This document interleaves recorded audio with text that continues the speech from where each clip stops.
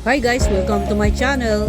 For today's video, gagawa naman po tayo ngayon ng munggo na maraming tokwa at chicharon with dahon na ampalaya. So let's go guys! Start na po tayo. So yun guys, yun po may ampalaya po tayo. Ikakat po natin yan.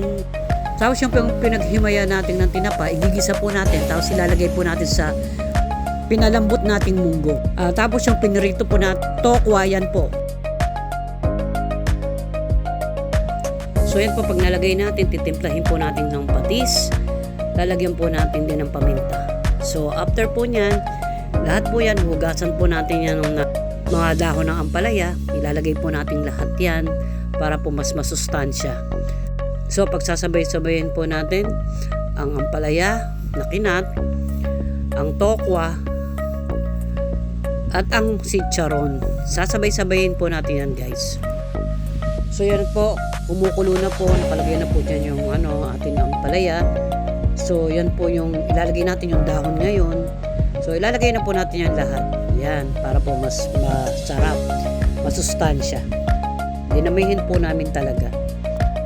So yan na po, ilalagay na po natin tokwa na pinirito. Yan, dinamihan po namin. Yan.